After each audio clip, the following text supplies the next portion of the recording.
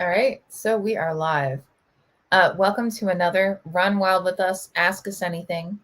I am Lisa Kastner. I am the founder and executive editor of Running Wild and RIZE Presses. And I am here with you on Thursdays between 5 p.m. Pacific time, 6 p.m. or 8 p.m. Eastern time, typically with a few of my amazing editors. And we are here to answer whatever questions you may have. It can be around writing, it can be around the craft of writing, it can be around publishing, the business of publishing.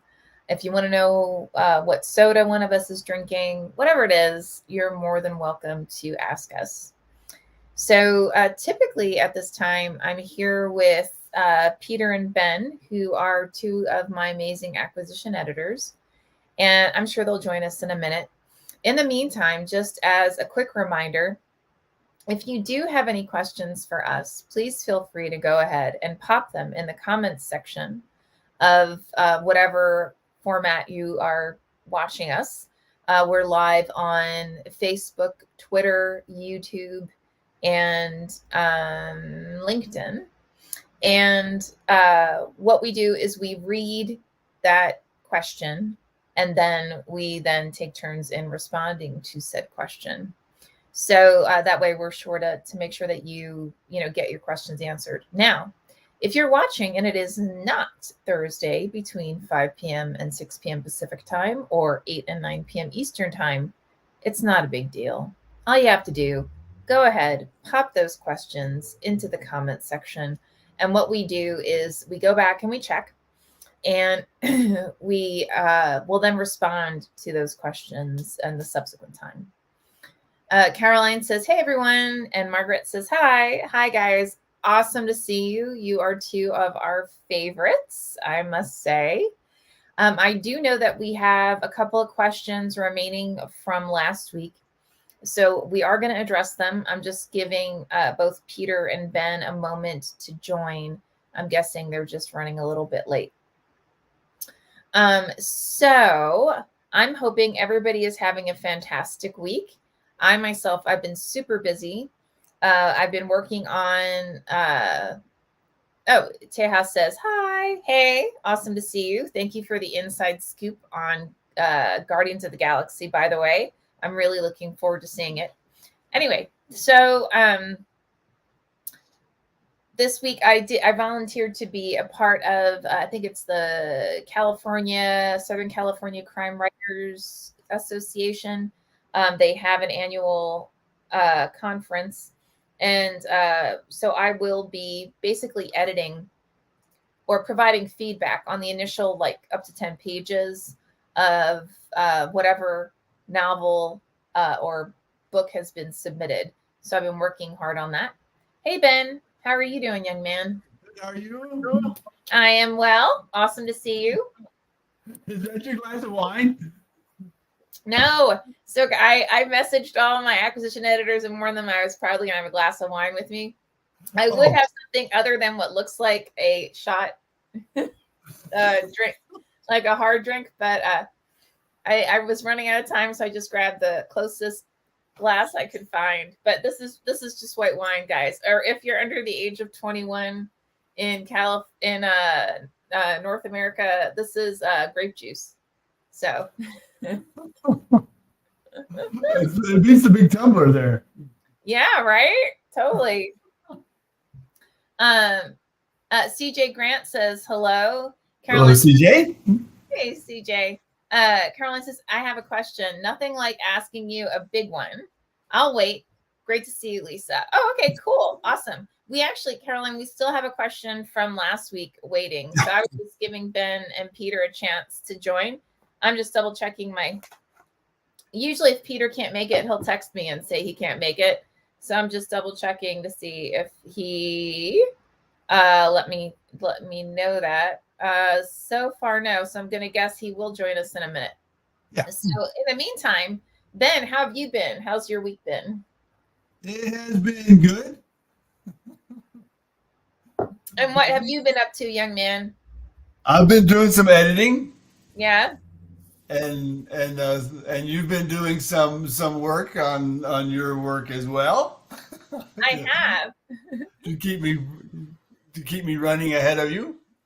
So, so anyone who doesn't know this, so Ben is actually my own editor for the Cure series, and we are at the. I guess it's safe to say we're at the tail end of editing the follow-up to Cure. Yeah, I have about 80 pages to go. I think it's 80. That's not bad. No. And the reason it's not bad, guys, is because I usually write somewhere between 350 and 450 pages. So. Yeah. Well, this time the formatting was like half-inch margins, so it only looked like it was like 300 pages. Oh, goodness. So in reality, it's more like 500. That's awesome. And with 160 pages to go. But no, it says 80, so I'm going with that. Yeah, exactly. Caroline says, I just had a couple of red wines. Grape juice is good. Oh, heck yeah. It's just, older. That's all. Planet Moolah says, y'all are coming from Kansas too? Well, I'm here in Los Angeles, California. Ben, where are you live streaming from? I am sitting in a rainy day in Rio Rancho, New Mexico. Nice. And Peter, where are you calling in from? It's a little town called Flagler Beach in Florida. Nice. I heard it's this really chill, cool island. It is. It's a great little town, like 5,000 residents. It's a nice place. Mm-hmm. Yeah, I don't live in small. Well, we're jonesing for New York every now and then. Got to spend some time in a big city. There you go. Nice. Mm-hmm. Awesome. So, Peter, how's your week been? Going good. I mean, getting stuff done around the house, getting some writing done, getting editing done. Nothing fancy or special, unfortunately. I don't know. I heard one of the books that you're working on by a gentleman named Curtis is pretty kicking. It's very good, actually. I want to read through it one more time before I send in my edits, of which there aren't many. But I just want to make sure that he's got the scenes in the correct order. I think they are, but I just got to read them again and double check, see if anything needs to be foreshadowed or maybe made a bigger deal out of. So I don't know, but it's great reading and it's fast reading. Nice. But it's also completely immerses you in the story. I'm really enjoying it. Oh my God, I love it. That's awesome. Mm-hmm. Margaret says, I'm from New York. You know what?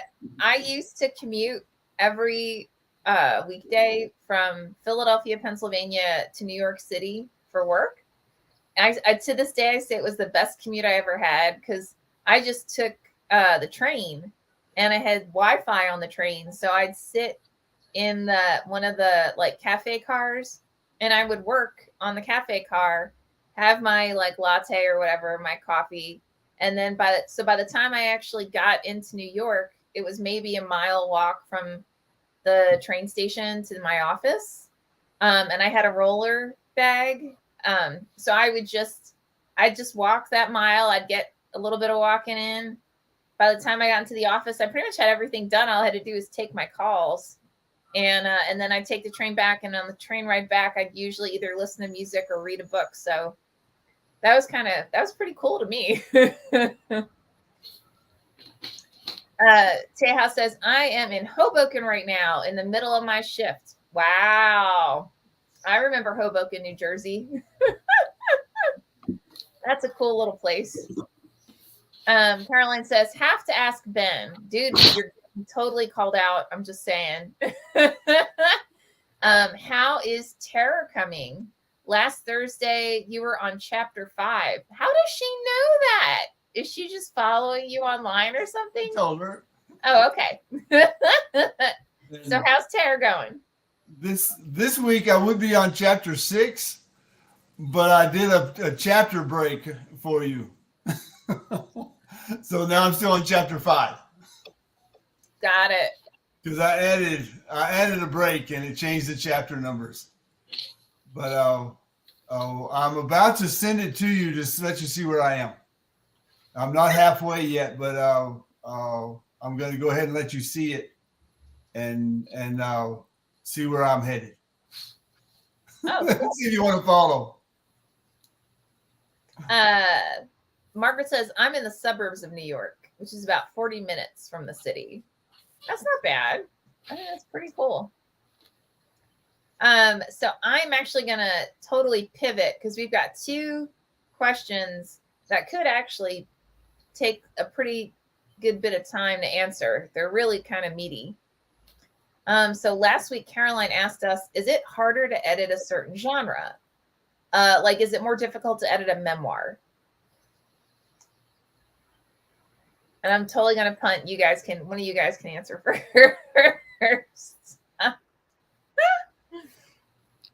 What do you think, Glenn? I don't think it's more difficult. I think it takes a little different approach. Let's put it that way, because it is someone's personal experience that they are saying it happened this way, and so you want to stay true to that recollection of the story. So that it's different. I wouldn't say more difficult, but just different, because it is that personal lived experience. And you can't play around with it. You can't say, well, what if we add the character in the cafe, Lisa, and calling the assistant, give him a name. Why You can't not? really do that, and you've got to take care of the characters. That freeze? No, you're good. Okay, because you all froze. All right, Peter, what do you think? I look at it just as story. I mean, for me, best memoirs are the ones that read like fiction, because all the images are there, all the senses are there. The story, of course, per Ben's point, has got to be truthful. It's got to stick to the truth. We don't want to go a million little pieces here, but it's still story. Sorry. It's still story, and it follows the same narrative if you wanted to. I mean, yes, you can break it down into sections, but there's always got to be a little flow for the story, for the memoir, for the reader's sake. Oh, that makes sense. No, it totally does. I agree with both gentlemen. I do want to say I don't think it's not so much that it's harder to edit a certain genre. It's that you just need to be familiar with the classic form for those genres before you actually begin. So I'd say, like, if I wasn't already familiar with, oh yeah, Ben, he'll be back. At least I hope so. If I already wasn't familiar with like mystery, horror, romance, westerns, literary, commercial, and so on, then I would probably find it pretty hard trying to edit those genres. But I wouldn't know. But I probably wouldn't know why, or I wouldn't understand that it was hard, because I would be, projecting on to the story what my personal preferences are without understanding what the actual structure is, if that makes sense. In terms of a memoir, I think the greater challenge with a memoir is if you're a public figure. Like I've had several people come to me telling me I needed to write a memoir, and I have many different reasons to hesitate on actually doing that. But in one aspect of it, well, and honestly, I could probably write 20 different memoirs focused on different things. But there are different parts of my life that were very public, and it's hard to write or to tell a story about your personal experience when you've led a very public life. If other people were present, because they are going to have their own experience and they're going to be projecting their own experience onto those moments as well. And like a good example of this would be, at one point I thought, you know what, I'll write a book about a lot of the dancers who were on Dance Party USA and Dancing on Air. So those who don't know, I'd been a dancer on it, and certain dancers had the opportunity to be a co-host. So I was one of the lucky kids who got a chance to be a co-host, and I was in like magazines and all that kind of happy mess. And I thought it would be really interesting to find out how everybody's doing, right? And what was fascinating to me is when I sat down with some of my old friends and some of the kids that who are now obviously no longer kids, and talked to them about their experiences, I quickly realized that their remembrances, like we'd all created our own personal narrative of what had happened, which wasn't wrong and it wasn't right. It was just a personal narrative, right? It was a perspective on how things went down, and we all had our own reasons for creating it. And some people were more adamant that their personal narrative was absolutely 100% correct, and everyone else could fuck off. And that it's all good. Like there's no judgy here, right? But that just going around and having syncing back up with some old friends that way made me realize, like, wow, especially for something like a memoir, if you are going to talk about a period in time that is very public, then you really got to go back and do your homework and research and find out, like, what's available to the general public and what is like on record as having occurred. So that it actually kind of helps. Well, I was going to say it kind of helps centers you back into like reality versus your perspective of what happened. But honestly, our media today is so skewed in terms of point of view that you're really not looking at a third party perspective. You're looking at somebody who wrote a story or who wrote an article or whatever that had an intent, it had a purpose. And so therefore it's not going to be like, a news article of, back in the day, especially when you're talking about news articles for like teenage magazine or teen magazines. So anyway, long story, that's my incredibly too long answer of ditto to what Ben and Peter said, but kind of elaborating on why, not that it's not harder, it's just different, if that makes sense.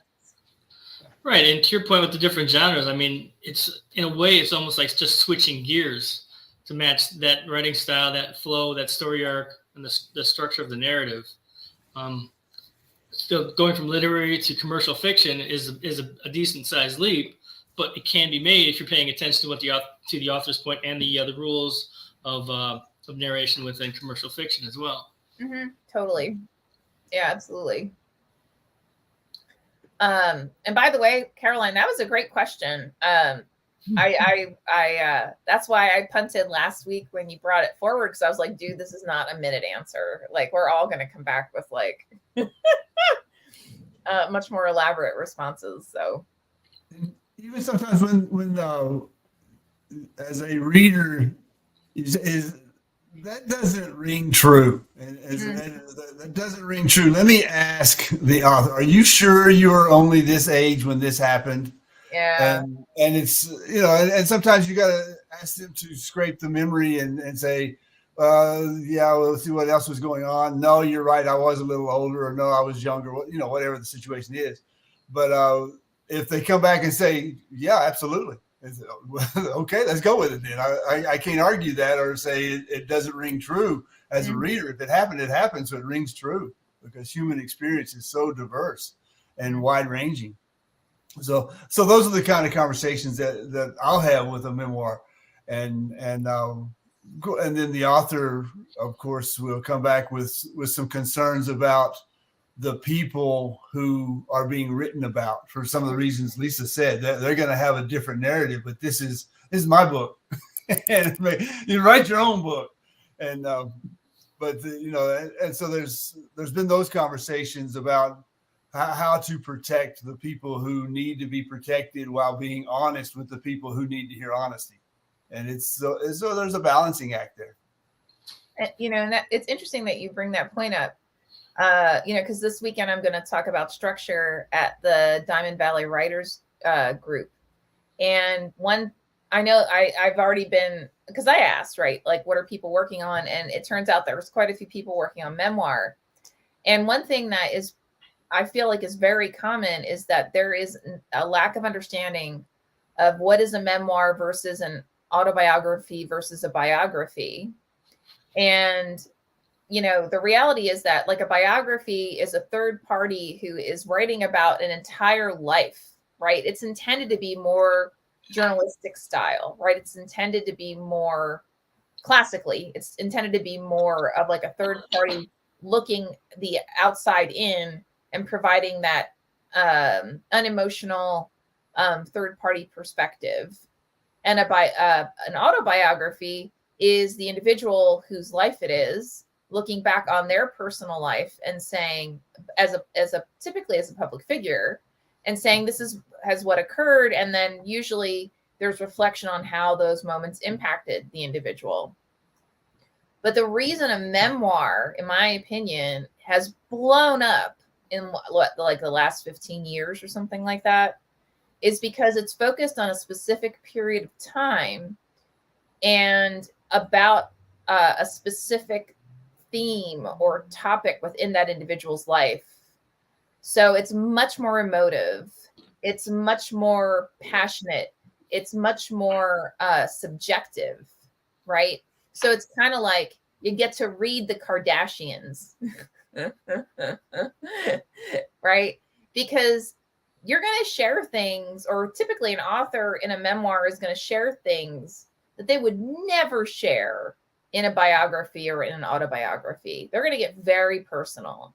And we, generally speaking, in North America as a culture, have this bizarre fascination with other people's lives, right?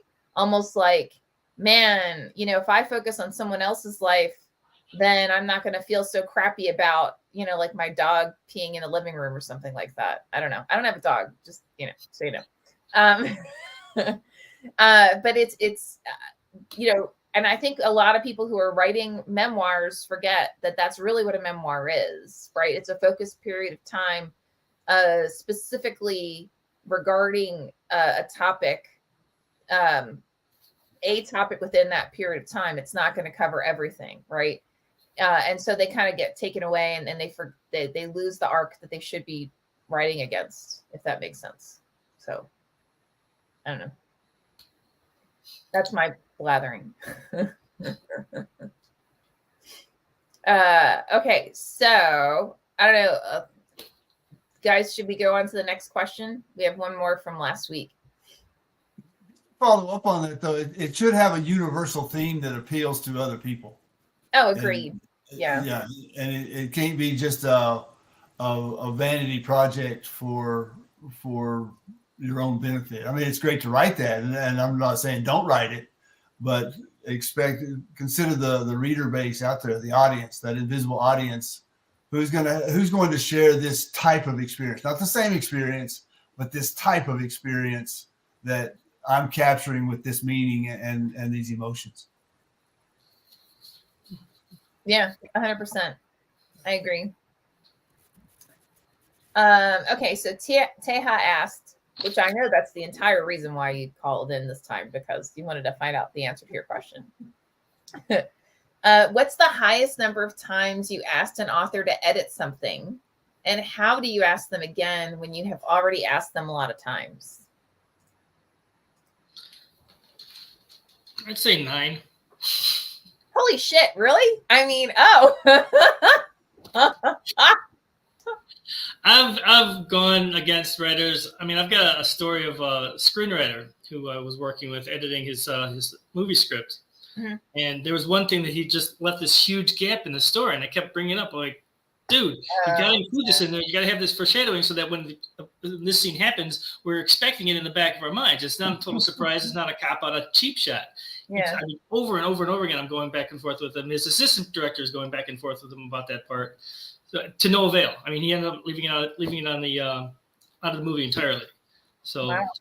For authors, I tend to nudge a little bit, and usually by the second or third or fourth draft, they're pretty much understand my editing style and what I'm trying to get at, what I'm trying to accomplish with their work, with their edits and changes. Mm-hmm. But at the end of the day, I mean, it is their call. It is their book. It's their story. I can only suggest, advise, and ask questions. But usually I've had a couple of authors who fight me up until the third draft, and then something goes off in their head and go, oh my God, he's on my side. Okay, well, I guess I'll keep this in the book. And I don't get all of them. I don't get 100%, but I do get a few important ones that make that round the story up, make it more interesting, make it more full. Yeah. So there is a point where I'll just say, oh, it's your story, man. It's yours. Done. Yeah. Ben, what do you think? Most of the time when I go back to the author with something that doesn't fit or doesn't flow, I'll frame it in the perspective of the reader. And say, when the reader gets here, whether it was a surprise, like Peter's talking about, the cheap shot and the spies, everybody did it. But once you frame it in that perspective of the reader, the author sees it in a different way and can hear what you're saying and where you're coming from. And most of the time, it's been a good conversation. I won't say it's been changed 100%, but it's been tweaked probably 100% of the time. The most I've had to go back, and it was a short story. It wasn't even a longer novel. It was for the anthology of short stories, and I think I went back maybe 4 or 5 times to. It was a great story, but it got to the ending, and it was just something that was logically not right. And there was I'm big on dialogue myself, so it was a question that wasn't being answered. I'm asking a question, and then the narrative leaves that question hanging. If you're going to do that, why ask it? But if you're going to ask it, the people who are there to have it ring true need to answer it. And we went back and forth, I think about 5 times, and It finally came down to a decision, like Peter said. It's it's your story. If that question doesn't need to be answered, but it needs to be asked, then you've got something working in your mind, and I hope the reader gets it because I don't. and so I think we left it as is, but it was a hanging question, and then some other things about just the flow of, because it was a futuristic self coming back on the current self's wedding day, and there were some things that needed to be answered, and they weren't. Okay. I'd say for me a total of 3, which is a little misleading because I honestly, like, if I get like 30, 40 pages in and I realize that there are thematically issues with the work, I'll stop. And then I'll suggest that we get on the phone, because either there's something I don't understand, or because there's something that the author's trying to accomplish that I just don't get. Or the author, like, there are things the author kind of like left open, or maybe they haven't learned, they're trying to accomplish something and it's not quite succeeding yet. So I'll get on the phone with them and kind of talk through. And like I've had times where authors were like, oh, well, I was trying to completely, reinvent whatever. And I was like, but what does that mean? Like, people who reinvent genres, they didn't go in and say, I'm going to reinvent this genre, typically, right? They go in and say, I've got this really cool idea or this really cool story that I want to do. And when they get into it, they realize, wow, this would be great. And they have the chops, or they do the homework to understand how to do that, right? And so by the end of the story, it turns out that they did stuff that no one's done before. And they may not even know that no one's done it before, right? Because come on, man, people have been writing for hundreds of years. This isn't new. So, they may not even be aware of it. So it's really kind of talking the author through, like, what is it that you're trying to do so that we can accomplish it together. And, I've had times where authors backed off and said, you know what? Honestly, I don't know what I'm trying to do. So it's like, okay, so now let's refocus on how do we make this work? Like, how do we make this a great story? What do we do to make that happen? You know, that kind of thing. And then typically after we have that conversation, their revision is phenomenal. I mean, like breathtaking phenomenal, because they like, now they get it, right? This isn't just being in, you know, a class at Breadloaf or at your local writer's workshop, or, you know, writing with your buddy. Like, this is like, we're going to put this in print. So you know, playtime's over. Right? You can still play, but it's got to have a purpose. It's got to have a goal that works toward the actual story itself.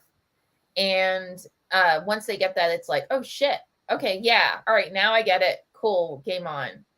That said, to both Peter and Ben's point, I've had a couple of authors who, man, did not get it at all.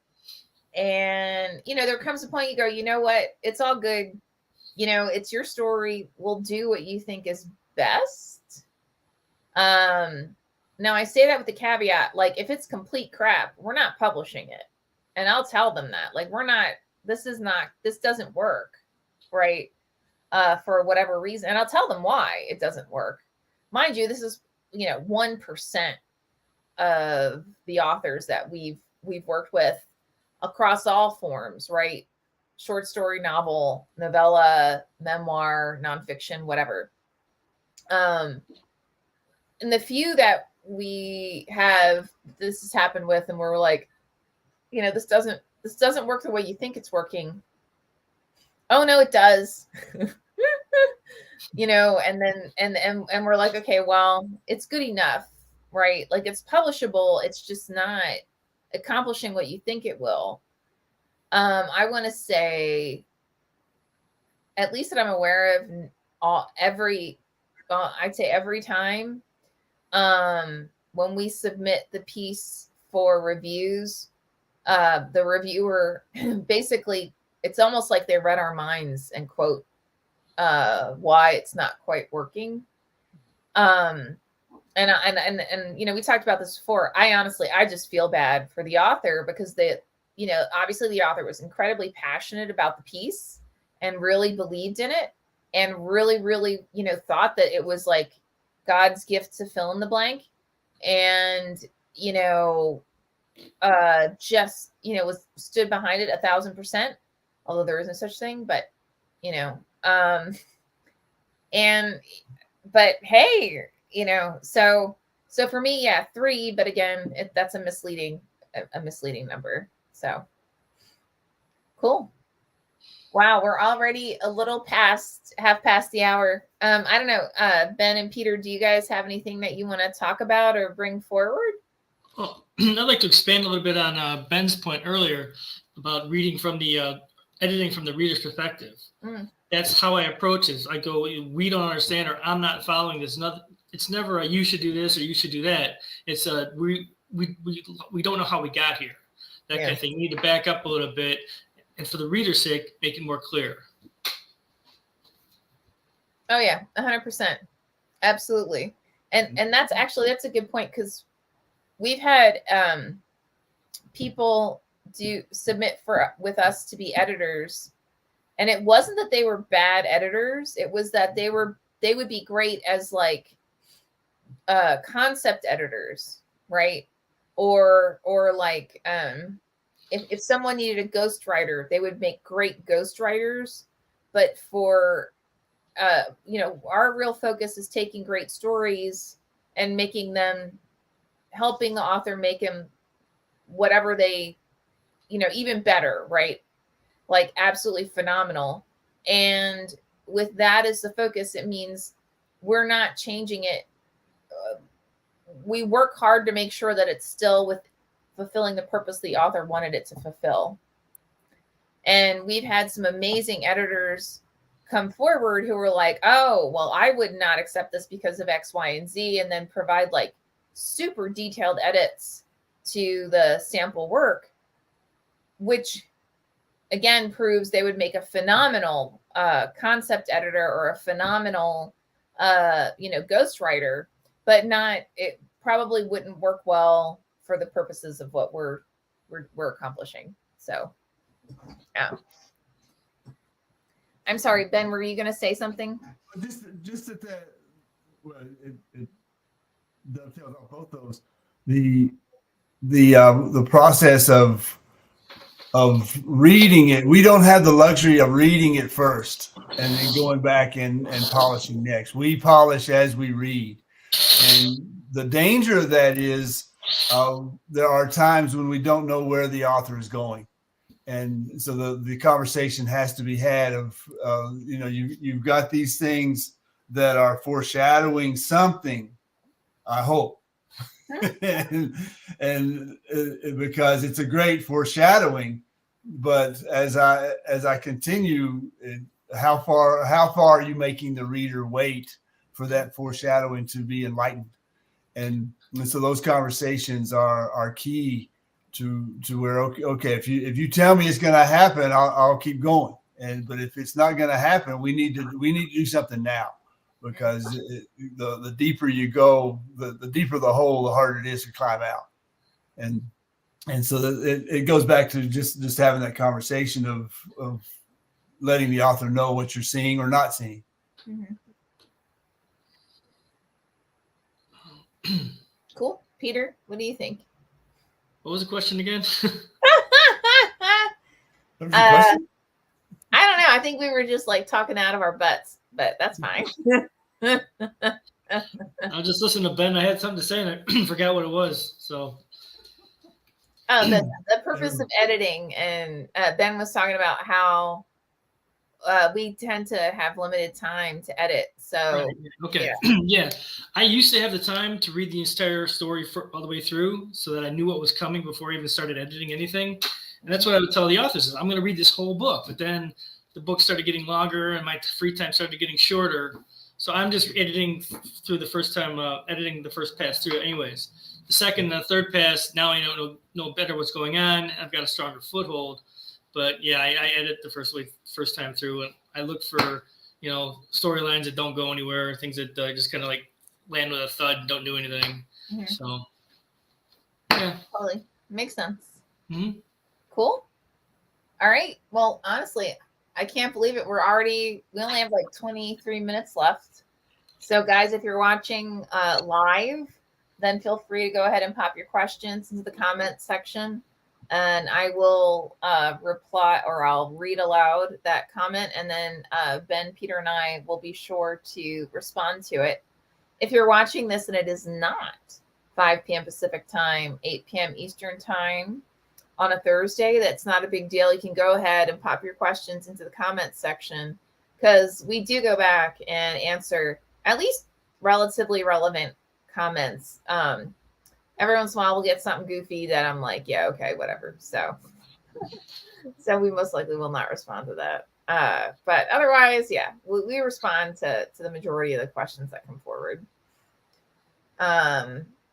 Yeah, so I don't know, Ben, Peter, do you have any topics you want to cover, or anything that you want to add on to?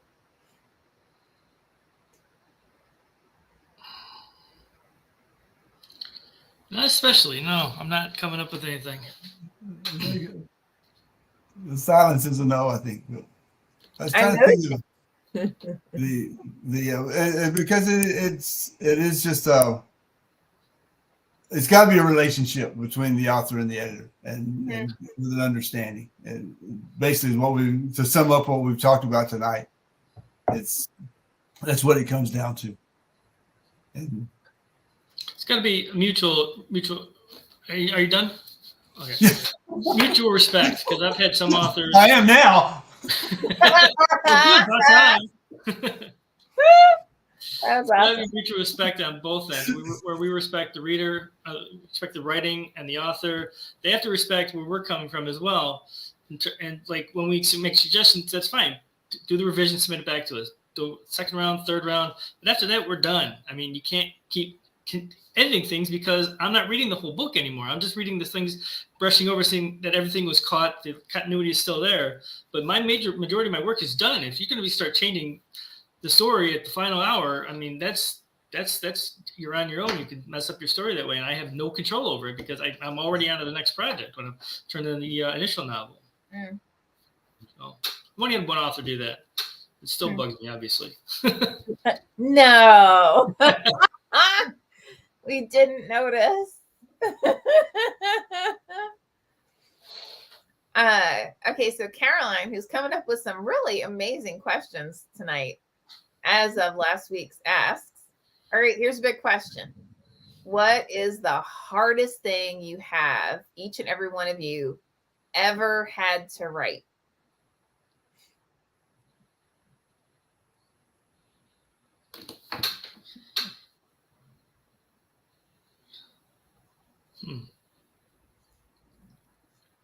That's a good question.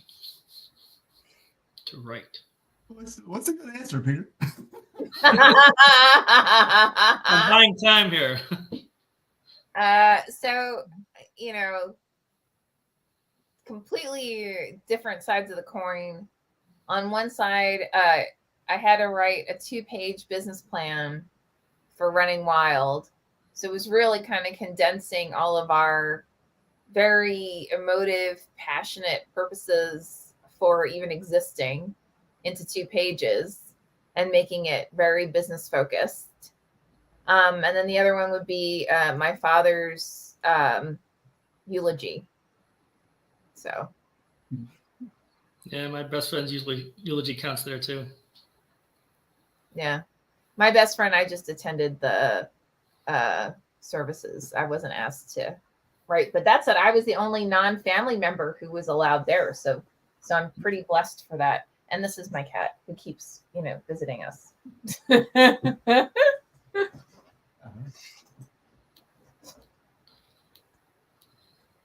don't know. Ben, what do you think? What's the hardest thing? Oh, well, I'm not sure if it's the hardest, but it's the longest for me to sit down and write a novel.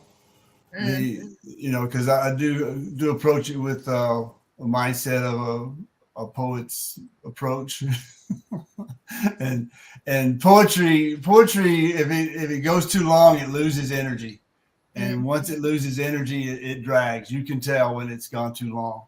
But now the novel is different for me because it's I can let it set, and then the thoughts will come, and when I get back to it, it's still there. And I can't worry about it being not written because it may never be written, but the ideas are still there. So there are different types of writing. The creative writing is not professional writing for sure. And I had a captain in the Coast Guard ask me once, "What do you want to say here? Why don't you just say it?" Okay, Captain, let me rewrite that. But it's so there's techniques. I think so that makes it one of the hardest things about writing is to anticipate your audience and know that this is what someone reading a novel is expecting is not the same as what someone reading a poem is expecting. And somebody who's waiting for a professional brief or a business plan, if it's the executive summary of a business plan that is going to be key to get lending from a lender, then it's got to be direct and still have personality and be fun, and get their attention. So the audiences have changed. So once you figure out who the audience is, I think that helps ease the writing. Even though the speaking of eulogies, I wrote the eulogy for my mother, and I was telling stories nobody knew. So, but I was glad the audience was who it was, and it wasn't her, because she would not have been happy. She would have kicked your butt. You know that. Yeah, she would not have appreciated this, but listen to this. Choose the audience. So the easy answer would be cover letters. I hate writing cover letters because talking about myself and making them fit my experiences, fit the job description, job requirements, it'll take me hours to write something. Then usually I say, Kathy, can you fix this? Kathy's my wife. Can you fix this so it makes sense? And she's like, well, scratch. She edits my cover letter is worse than I edit any of my authors. So, but the true answer is the opening of a novel, starting point, the first chapter. Because there's such a vast sea of information of story that you want to get there. You want to start on the right page, the right tone, the right action, the right character. And the correct answer is forget about the first chapter, write chapters 2 through whatever. Then by the time you're done with the story, you know exactly where the story is going to begin. So is getting past that first chapter, that opening, that all important, got to have every sense in the opening paragraphs type stuff, to just let the story be itself, and then write the beginning at the end. So wow, that's a great answer. So I have a tag on that has nothing to do with nothing. I just think it's funny. So my father had been a public figure. He was a radio personality in the Philadelphia area, and he had been on, oh my gosh, for God, years and years and years. He actually got off of being on like daytime radio because back in the day when you couldn't say fuck on the air, he was on it.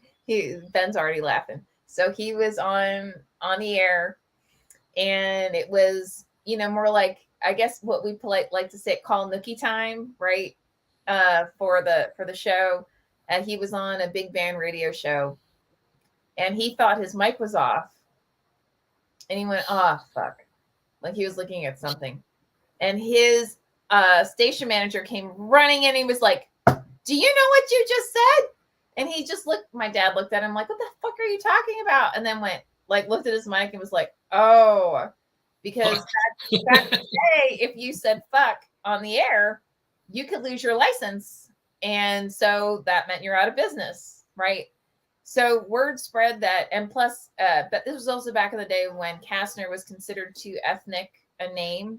So he went by Carter because there was actually a president named Carter. So we figured that was kind of safe. And so he actually went by Frank Carter for, oh my gosh, I want to say until like the late 90s, something like that, when I was like, you realize you can actually go by Kastner now. Like, this is okay. It's not a thing. And he, did his due diligence and checked around and found out that, oh, yeah, I can. But anyway, so my father passed away, and the radio station he was working on at the time reached out to me and said, we would love to interview you about your dad. Now, to give you a little bit of backstory, almost every single time anybody would reach out to me to talk about my father, they assumed that I was an aficionado in the same genre as my father was. So he knew classical music, big band music, and jazz like the back of his hand. I mean, you only had to play a couple of notes and he would be able to tell you the name of the piece, the artist, the whole 9 yards. Now, me, if you named like any form of rock, it could be, from I'd say like 60s onward, any more like top 40, some big band, because I was also a big band fabulous fan. And then a little, like I love classical music, but I cannot do that. Like I can't, whatever. So what that meant was when they would go to interview me, they would assume I had the same capabilities as my father. And I actually got a job at Tower Records, which is considered like the big record store on the East Coast, because they thought I would be able to do that for classical music and like big bands and such. And mind you, they love me because I could do it for every other genre. I just couldn't do it for those. So anyway, so I'm on the air and they're interviewing me at I think it was WXPN in Philadelphia, and they asked the interviewer said, "So, did your father was he really this huge of a fan of classical music?" And I went, No, not really. Because almost every question up to that point was an assumption that I knew classical music the way my father did. And so I was getting annoyed. Well, this guy was so terrified when I said, no, not really. Nah, he was into other shit like, big band and jazz or whatever. He was like, okay. And he like wrapped up the interview really fast. And they like scooted me out of the radio station as fast as possible with like all this like, junk paraphernalia, giveaway like mugs and shit. So after I was like, why did they just do that? And my then boyfriend was like, you know what you just did, right?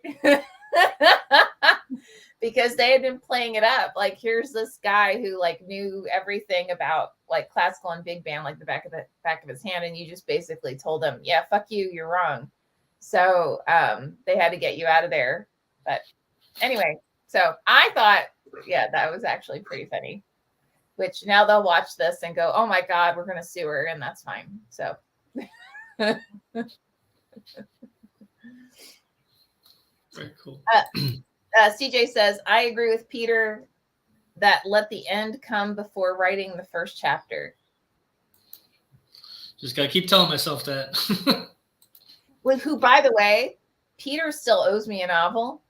And I decided, Peter, just so you know, that our next cruise, your Heine's not going to be allowed on it unless you actually hand me a novel.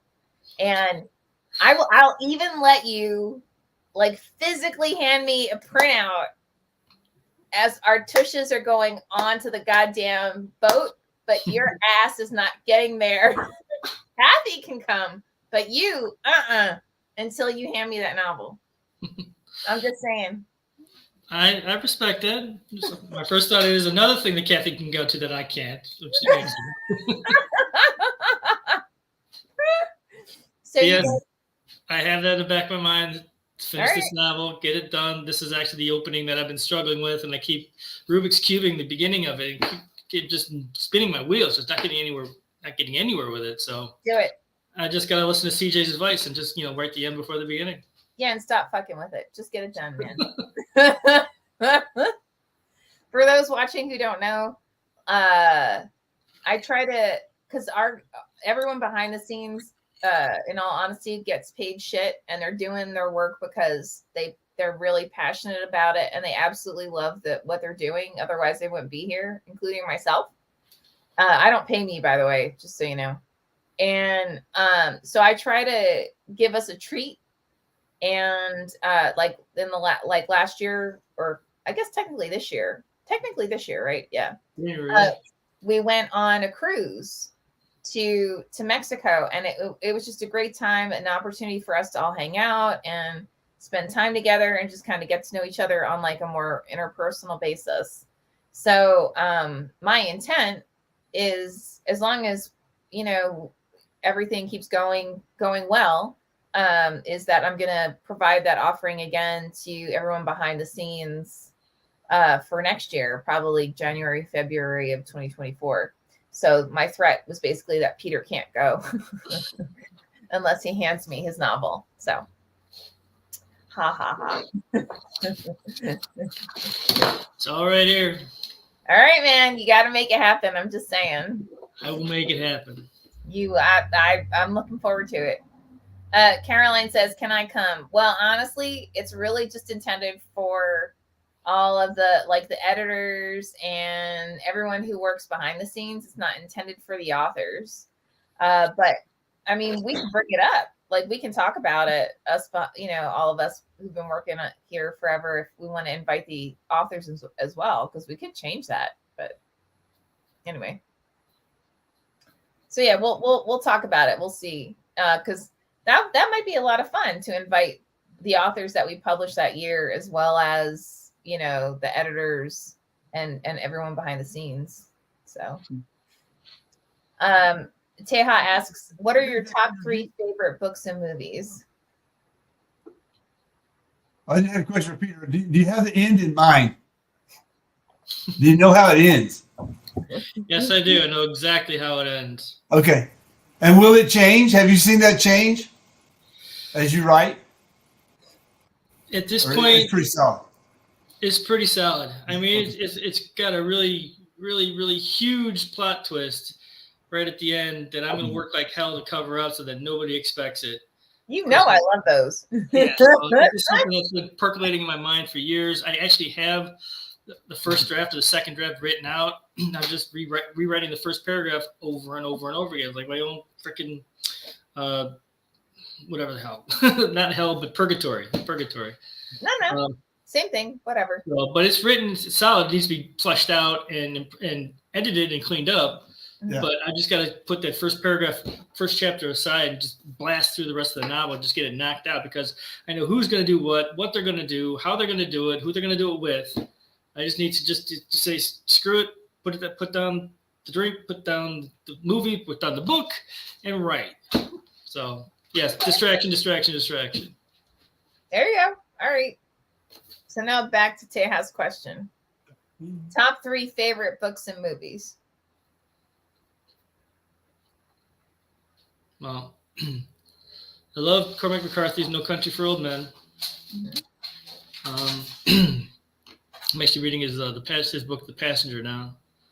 Love the movie Shawshank Redemption. Love the movie Genius. As for other fiction books, I mean, Confederacy of Dunces comes to mind. Love that book. 90% of it was awesome. The last 10% was really disappointing, in my opinion. And I'm gonna go with two for now. Okay. I'll come up with something with Ben. Ben's gonna probably get several dozen, so I can pick one from him. Yeah, I'm done with that. I'll piggyback off of Ben. What do you got, man? 3 favorite books. So let's go East of Eden. Just because it was a surprise to find out that it was more than a James Dean movie. That's hilarious. And I love James Dean, by the way. The Friends of Pancho Villa by James Carlos Blake. Oh, interesting. It's very well done. It's from different perspectives who knew Pancho Villa, so they told the story about certain episodes that they knew. Mm-hmm. But you got that? You turned around to see that? Have you got that? I'm cheating. I'm looking at my bookcase. Oh, okay. Yeah, that totally inspired me to do the same thing. I'm like, hey. And let's see. Another book. Well, let's go to the movie. The movie would be Cool Hand Luke for sure. The sweatiest movie ever made. That's hilarious. And I'll catch myself watching Casablanca and Maltese Falcon, but English Patience up there as well, and Midnight in Paris. Oh, yeah. I like Genius as well. Genius is a good one as well. The Pretty Horses is up there. Empire Falls, All the Light We Cannot See. Yeah, there's just a lot of them.